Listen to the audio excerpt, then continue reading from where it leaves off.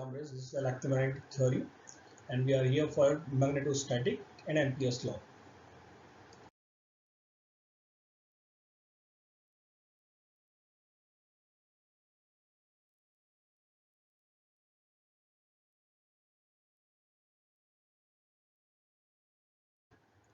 In this, what we will see, we have already learned about the different concepts of Ampere's related to Ampere's law, its application like solenoid and other things, and we also solved some problems related to solenoid, current density. The two types of current density we have studied. One is the surface current density, then volume current density. Now we will see here the planar current sheets. Planar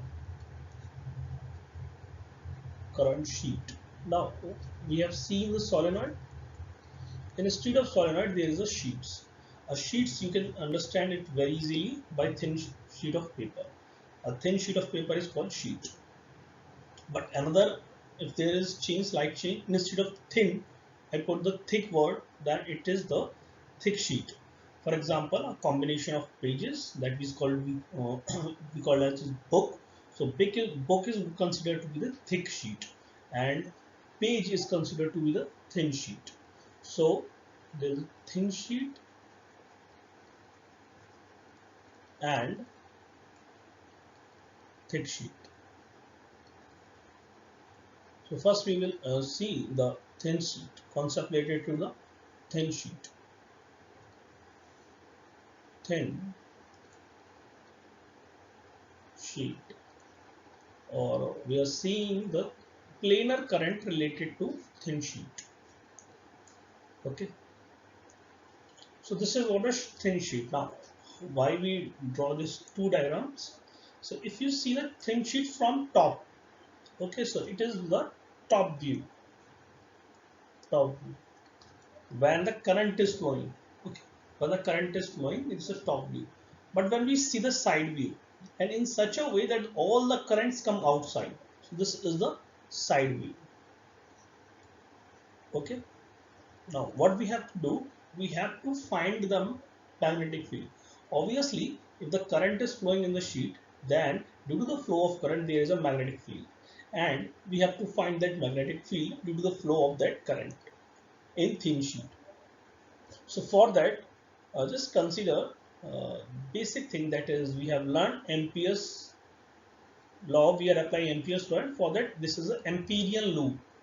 Okay, this is what an Amperian loop over that surface means, perpendicular to the thin sheet. Just consider thin sheet just like a piece of paper. It is not at much thick that I have drawn, but we have to draw this microscopically to understand the concept clearly. If you see very clearly that thumb is outward. Why? Because the current is outward and the current direction is denoted by thumb. So it's outward, and as I move my fingers, curling fingers, then it should show anti-clockwise direction. So for that, the current has anti-clockwise direction. Find current as anti-clockwise direction. So divide them 1, 2, 3, 4. Means 4 boundaries are there. 1, 2, 3, 4. I mark them. Another important thing is that this thin sheet has some current density. Obviously, it does not have the volume current density. It has surface current density, that is k vector. Okay, which is equals to constant, but it is along the direction, and that is x cap. Now understand this. So this is what y, this is z, and the thing that is coming out, or if you can see, this is x. Clear? So this is what the dimensions are there, and the current density. What is k? Small k. Small k is constant,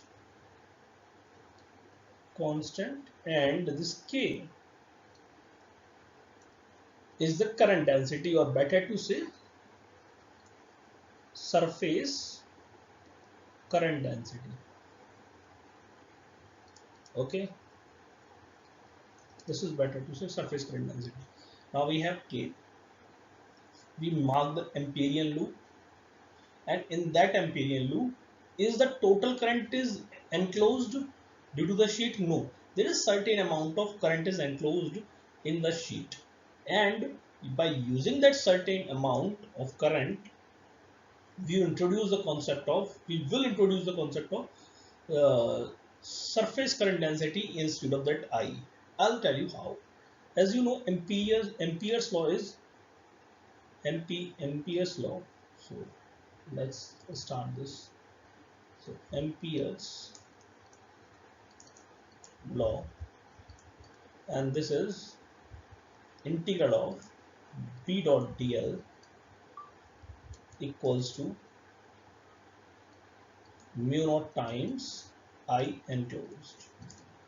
Now, if you see, there are the four faces that we have divided 1, 2, 3, 4, and due to that four faces, or the actually magnetic field working in this four different part, means one downward, then right, then left to right, then upward, then right to left, in such a way. So can I write this as B dot dl for 1 plus for 2 same B dot dl, and all these are the vector form.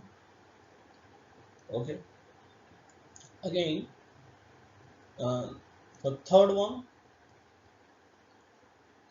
similarly for fourth one. Okay, these are the magnetic field, or the product of magnetic field and a small element dl. This is fourth one, which is equals to the total charge, which is equals to the mu naught times of the total current enclosed. This is what we applied the Ampere's law here. Now we will try to solve these all V dot dl 1, 2, 3, 4, then find that net magnetic field due to this. Now we have all the terms, that is B1, sorry, it's not B1, it should not be B1, B dot dl for 1 plus B dot dl